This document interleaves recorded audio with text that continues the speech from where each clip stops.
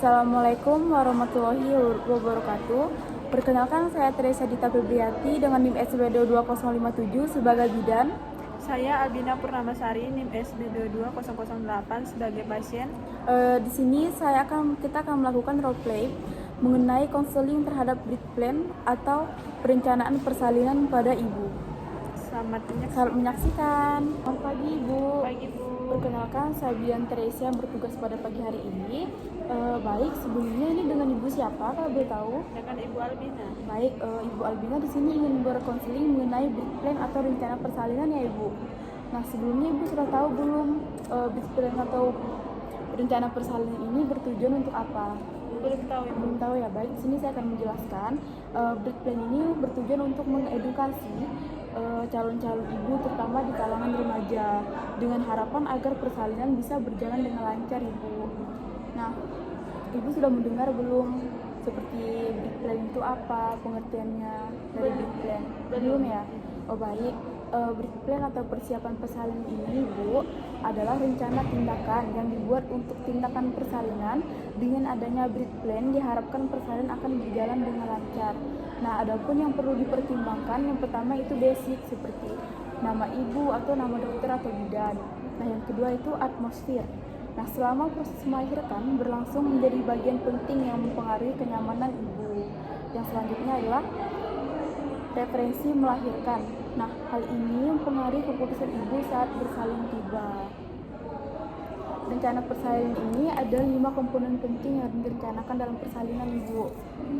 Nah, baik, langkah yang pertama yaitu membuat rencana persalinan idealnya, seperti tempat persalinan, memilih tenaga kesehatan yang terlatih, bagaimana menghubungi tenaga kesehatan tersebut, bagaimana transportasi ke tempat persalinan, kemudian siapa yang akan menemani pada saat ibu bersalin, berapa banyak biaya yang dibutuhkan, dan bagaimana cara mengumpulkan biaya tersebut. Nah, yang terakhir yaitu siapa yang akan menjaga keluarga jika ibu sedang melahirkan. Langkah yang kedua yaitu membuat rencana untuk mengambil keputusan. Adapun hal-hal yang terdapat dalam langkah kedua ini, yang pertama seperti siapa pembuat keputusan utama dalam keluarga, seperti siapa yang akan membuat keputusan jika pembuat keputusan utama tidak ada saat terjadi kegawat daruratan. Nah, langkah ketiga yaitu mempersiapkan sistem transportasi jika terjadi kegawat daruratan pada ibu. Yang pertama isinya yaitu seperti di mana ibu akan bersalin, seperti desa, fasilitas kesehatan, dan rumah sakit. Yang kedua, bagaimana cara menjangkau tingkat asuhan yang lebih lanjut jika terjadi kegawat daruratan pada ibu. Yang ketiga, ke fasilitas kesehatan yang mana ibu tersebut harus dirujuk. Kemudian, bagaimana cara mendapatkan dana jika terjadi kegawat daruratan. Yang selanjutnya, bagaimana cara mencari donor darah yang potensial, seperti jika ibu terjadi kekurangan darah, seperti kayak terjadi preeklamsi secara tiba-tiba, itu kan memerlukan darah. Jadi semuanya harus dipersiapkan juga, Ibu. Nah, kemudian langkah keempat ini yaitu membuat rencana atau pola menabung.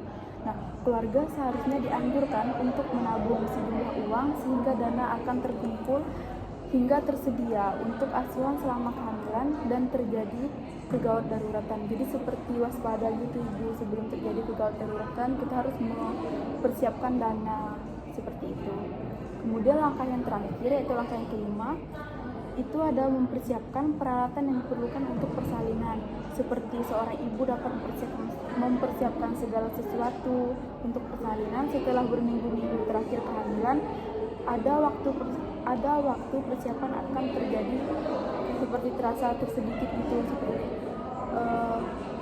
kan biasanya kalau kita menunggu sesuatu, nah itu kayak kerasa cepat banget kayak gitu, Ibu, apalagi selama merasa masa persalinan kan. Jadi kita harus mempersiapkan itu lebih seperti 2 minggu sebelum terjadi persalinan kita juga harus sudah mempersiapkan semuanya, sehingga jika terjadi kegawat daruratan kita tidak terburu-buru dan tidak panik seperti itu, Ibu. Nah, di sini saya sudah menyampaikan tujuan, pengertian, seperti langkah-langkahnya juga, seperti sesuatu yang harus disiapkan dalam breed plan atau rencana persalinan. Sampai di sini apakah Ibu sudah mengerti? Sudah cukup jelas, Ibu. Oh baik, kalau sudah cukup jelas, konseling kita pada hari ini sudah selesai ya Ibu. Baik, terima kasih Bu. Semoga lancar terus ya Ibu. Baik, terima kasih Bu. Assalamualaikum warahmatullahi wabarakatuh. Perkenalkan, saya Albina Purnamasari, NIM SB 22008 sebagai bidan. Dan saya Teresa Dita Febriati dengan NIM SB 22057 sebagai pasien. Di sini kami melakukan roleplay mengenai kebutuhan nutrisi pada ibu menyusui. Selamat menyaksikan. Selamat pagi Ibu, perkenalkan saya Bidan Albina yang bertugas pada pagi hari ini. Sebelumnya dengan Ibu siapa? Dengan Ibu Dita Ibu. Ibu Dita. Ibu Dita, boleh tahu keluhannya apa?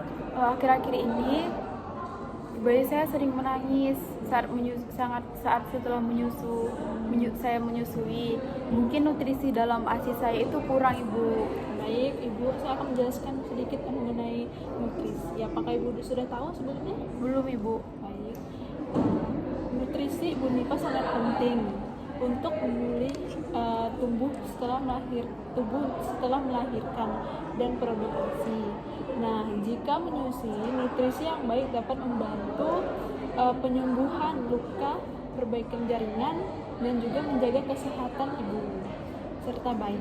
Selanjutnya, nutrisi yang dibutuhkan untuk ibu nifas yaitu ada kalori, protein, karbohidrat, lemak, vitamin, dan juga cairan, zat besi, dan kalsium. Nah, selanjutnya saya akan menjelaskan sedikit mengenai manfaat nutrisi bagi ibu nifas. Yang pertama itu ada memenuhi kebutuhan cairan, membutuhkan nutrisi ibu dan bayi. Nah, yang kedua itu ada menunjang tumbuh kembang bayi. Yang C itu ada mencegah anemia dan malnutrisi ibu postpartum. Nah, yang selanjutnya itu untuk kebutuhan nifas untuk 6 bulan pertama. Nah, itu ada penambahan kebutuhan energi sekitar 500 ml per hari. Dan selanjutnya itu untuk makan yang beraneka ragaman, yaitu membutuhkan mengandung karbohidrat, protein hewani, protein nabati, sayuran, dan buah-buahan. Selanjutnya itu ada untuk fungsi dan jenis makanan vitamin A, yaitu vitamin A meningkatkan kandungan vitamin A dalam ASI, bayi lebih kebal dan jarang terkena penyakit infeksi. Dan juga kesehatan ibu lebih cepat pulih setelah melahirkan. Sumber makanan yang mengandung vitamin A yaitu kuning telur, hati, mentega, sayur berwarna hijau, dan juga buah berwarna kuning. Juga berupa kapsul vitamin A diberikan sebanyak 2 kali. Pertama setelah melahirkan, kedua diberikan setelah 24 jam pemberian kapsul A pertama. Dan selanjutnya itu fungsi dan kebutuhan cairan selama nifas, yaitu untuk mengatur kelancaran metabolisme dalam tubuh ibu nifas, dan juga harus minum sekitar 3 liter atau 4 gelas setiap hari. Dianjurkan untuk setiap habis minum menyusui. Nah, yang selanjutnya itu fungsi tablet zat besi, yaitu dalam masa nifas dibutuhkan untuk kenaikan sirkulasi darah dan sel. Nah, ini serta menambahkan sel darah merah. Ibu nifas harus mengkonsumsi tablet zat besi 1 kali per hari setelah 40 hari. Yang selanjutnya itu contoh menu sehari-hari kepada ibu dan keluarga, seperti misalnya udah diberikan tadi ya, contohnya makan sayuran yang hijau, buah-buahan, dan juga yang lain-lainnya. Nah, yang selanjutnya itu akibat pantang makan selama masa nifas itu memperlambatkan proses penyembuhan luka, produk ASI dan berkurang. Nah, seperti kalau misalnya di kampung ya Bu, terjadinya misalnya pantang-pantangan gitu ya. Dan sebenarnya itu tidak sangat mempengaruhi, karena itu dapat menghambat sel-sel yang akan mengandung ASI, Bu. yang memiliki ASI seperti itu.